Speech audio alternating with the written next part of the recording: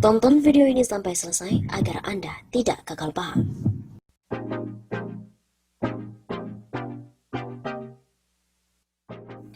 1,6 juta ASN akan dipecat, Cahyokumolo mengatakan nggak ada hubungannya dengan corona.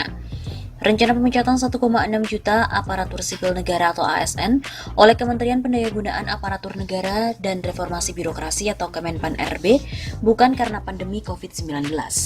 Demikian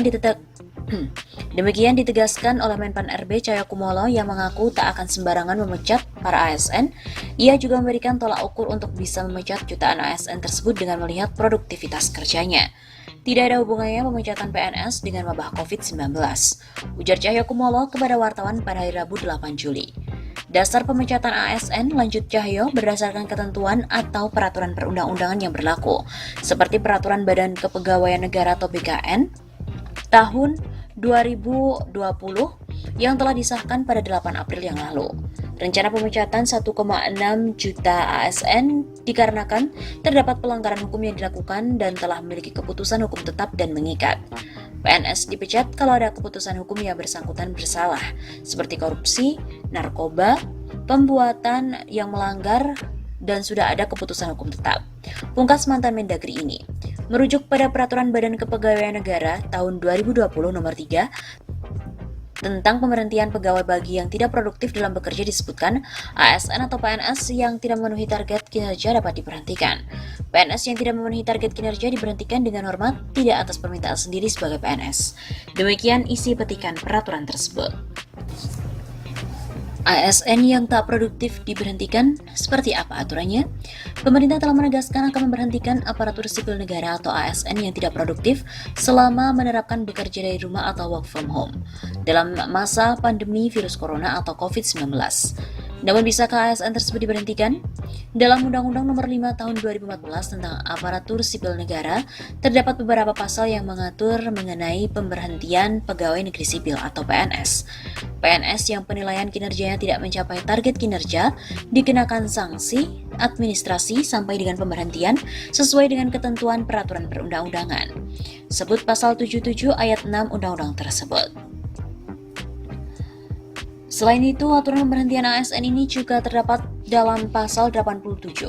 Dalam ayat 1 disebutkan bahwa PNS dapat diberhentikan dengan hormat karena meninggal dunia, atas permintaan sendiri mencapai batas usia pensiun, perampingan organisasi atau kebijakan pemerintah yang mengakibatkan pensiun dini, atau tidak cakap jasmani dan atau rohani, sehingga tidak dapat menjalankan tugas dan kewajiban. Kemudian pada ayat 2 mengatakan bahwa PNS dapat diberhentikan dengan hormat atau tidak diberhentikan karena dihukum penjara berdasarkan putusan pengadilan yang telah memiliki kekuatan hukum tetap karena melakukan tindak pidana dengan hukuman pidana penjara paling singkat 2 tahun dan pidana yang dilakukan tidak berencana.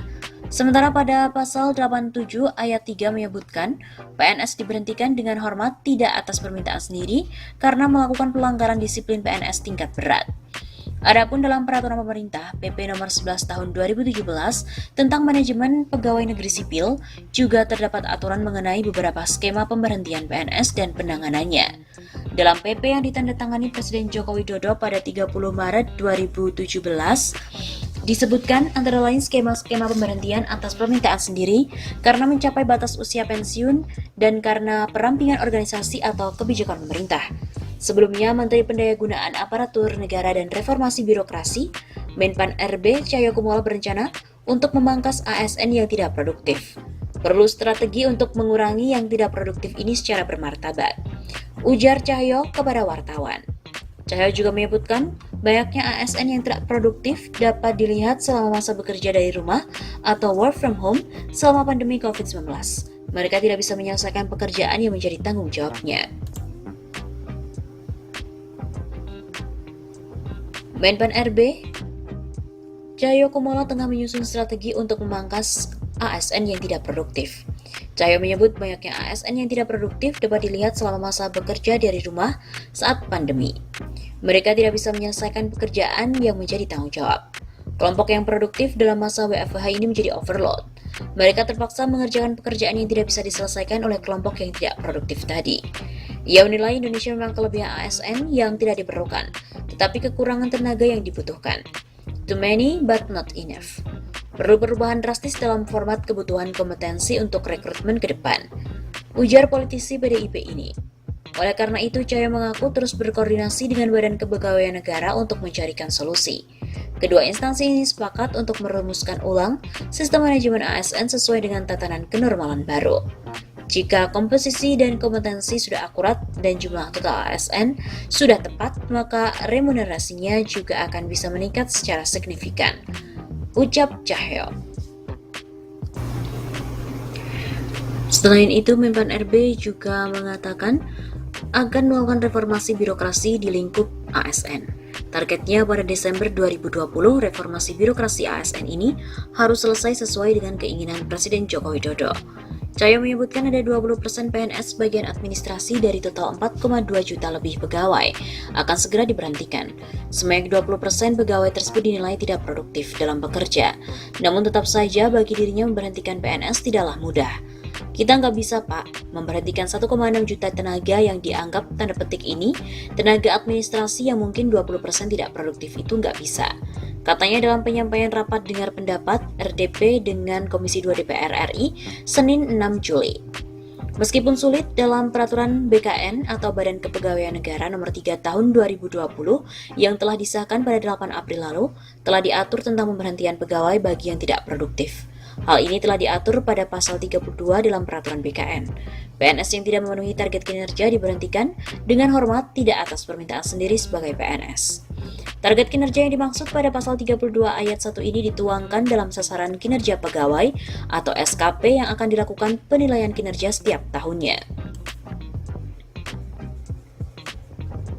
Adapun penilaian kinerja PNS dinyatakan dengan angka dan sebutan atau predikat sebagai berikut. Sangat baik apabila PNS memiliki nilai dengan angka kurang dari atau sama dengan 110 sampai angka kurang dari atau sama dengan 120 dan menciptakan ide baru dan atau cara baru dalam peningkatan kinerja yang memberikan manfaat bagi organisasi atau negara.